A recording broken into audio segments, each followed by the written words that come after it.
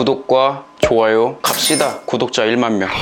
안녕하십니까, 1인 크리에이터 햄리슈입니다. 오늘은 제가 멀티 캠퍼스라는 곳에 면접을 보러 갔다 왔는데요. 어떤 면접이었냐면은 국비 지원 과정을 듣기 전에 이제 이 사람이 자질을 갖췄는지 확인하는 그런 면접을 봤습니다. 물론 그 전에 필기 시험 같은 것도 하나 보고요. 그래서 필기 시험이랑 면접이랑 같이 봤다라고 생각을 하시면 되는데, 합격증이라든지 뭐 추천서 같은 거를 받아서 고용센터에 제출한 다음에 교육 과정을 듣는 걸로 진행을 하는 시스템이더라고요. 그래서 저 같은 경우에도 그 절차를 밟았는데요. 중요한 건 이런 것 같아요. 제가 이제 면접도 보고 이제 필기시험도 보면서 딱 들었던 점은 뭐냐면, 이게 교육 과정을 그냥 무턱대고 막 신청하면 진짜 큰일 나겠구나라는 생각을 했습니다. 왜냐면 물론 이제 교육 과정들이 그냥 어떤 걸 배워도 취업이 잘 될 수는 있는데, 취업이 잘 안 되는 교육 과정도 있을 수 있어요. 그리고 본인한테 안 맞을 수도 있단 말이에요. 그래서 이게 이쪽이 유망하다네 해가지고 그냥 이쪽으로 교육 과정 들었다가 나중에 교육 과정 끝나고 나서 지원하려고 하니까 지원할 데가 없어요. 그러면 취업하는 게 어려워지는 겁니다. 그렇기 때문에 여러분들이 국비 지원 과정을 들으려고 하신다라고 하면 커리큘럼을 꼭 자세한 걸 좀 받아가지고 보시는 게 좋습니다. 이 멀티 캠퍼스라는 곳 같은 경우에는 커리큘럼이 굉장히 좀 자세히 써 있는 편이어가지고 제가 커리큘럼을 거기 있는 교육 과정들 다 봤는데, 뭐 AI 쪽도 있고 빅데이터, 뭐 딥러닝, IoT, 블록체인 뭐 이런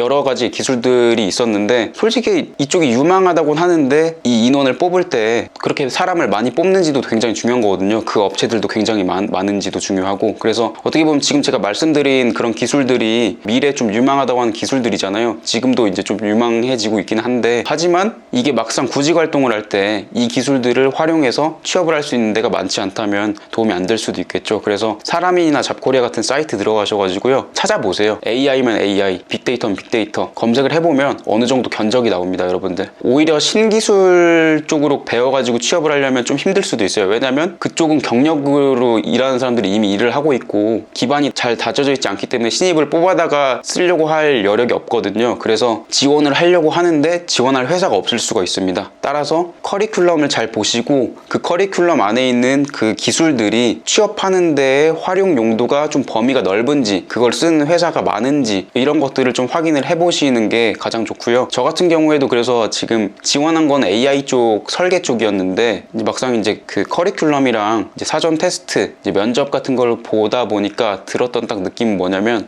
정말 이제 제가 예전에 했던 게 이제 웹개발 쪽이었는데, 이쪽으로 새로 배운다라고 하면은 진짜 맨 땅에 헤딩부터 다시 시작해서 새로 배워야 되고, 취업을 할 때는 경력으로는 지원을 못하니까 신입으로 가야 되는데, 신입으로 뽑는 데가 그렇게 많지 않은데 내가 이걸 배웠을 때 과연 취업하는데 어느 정도 효과가 있을까, 그런 것들을 생각해 봤을 때 좀 마이너스 요인도 될 수도 있다라는 생각이 들어서 블록체인이나 이런 쪽으로 지금 틀까를 고민을 하고 있습니다. 블록체인 쪽은 앞에 좀 그래도 웹개발 쪽이 좀 많고, 뭐 자바스크립트 프레임워크라든지 이런 걸 활용하는 것들이 좀 있어서 그래도 제가 보기에는 좀 지원하는데 범위가 좀 더 넓은 그런 과정인 것 같았거든요. 그래서 그걸로 지금 과정을 틀까 고민 중입니다. 아직 이제 합격자 발표가 난 건 아니지만 그 면접 본 게 발표가 나면은 취소하고 다시 신청을 해야 될 것 같기도 해요. 제가 그 국비 지원 과정을 배워서 취업을 하게 되면은 또 이렇게 영상을 올리겠죠. 그래서 여러분들이, 저는 만약에 국비 지원 과정을 좀 생각을 하고 계시다 라고 하면은 이런 것들을 잘 알아보셨으면 좋겠습니다. 원래 이제 국비 지원 과정 들으신 분들이 대체적으로 처음 들으신 분들이 많다 보니까 잘 안 알아보고 그냥 신청해요. 왜냐면 그냥 이거 하면 그 개월이 몇 개월인데 취업을 못 하겠어? 이렇게 생각할 수도 있단 말이에요. 근데 문제는 그 국비 지원 과정을 들었을 때 전부 다 잘 이제 배워서 취업할 정도의 능력이 되면 상관이 없는데, 중간에 분명히 도태가 되는 인원들이 있습니다. 그렇기 때문에 본인이 도태되지 않기 위해서는 확실히 어떤 기술을 배우고 이것들을 활용해서 어디에 취업을 할 수 있고 취업 지원할 때가 많은지, 그리고 본인한테 이것들이 맞을지, 이런 것들도 다 고려를 하셔야 됩니다. 그러니까 만약에 IoT를 본인이 하고 싶은데 막연하잖아요, 솔직히. IoT 유망하대, 나 이거 배울래 했는데 보니까 뭐 프로그래밍도 할 줄 알아야 되고, 뭐 기계 같은 것도 좀, 만약에 설계도나 이런 것도 좀 볼 줄 알아야 되고,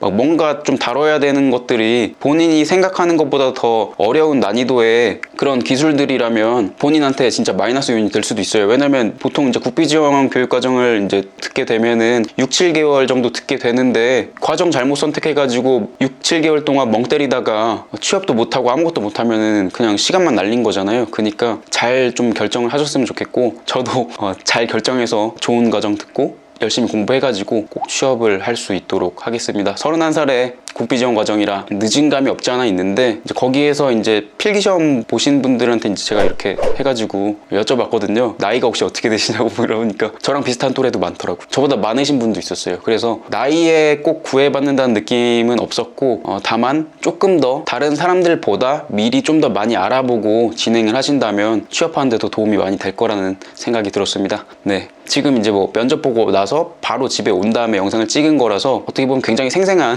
그런 내용들을 이제 전달해 드린 건데 혹시나 여기 관련돼서 궁금하신 부분이 있으시면은 오픈 카톡으로 연락 주시거나 아니면 유튜브 댓글로 남겨주시면 제가 답변을 달아드리도록 하겠습니다. 뭐 앞으로도 뭐 브이로그나 이런 것도 이제 국비지원 과정을 듣게 되거나 아니면은 공부를 하게 되거나 뭐 하게 된다면 그런 것들도 올릴 생각이 있으니까요. 많이 기대해 주시고 제 영상이 혹시나 조금 도움이 되셨다면 구독과 좋아요 부탁드리겠고요. 다음번에는 더 유익한 영상으로 돌아오도록 하겠습니다. 감사합니다.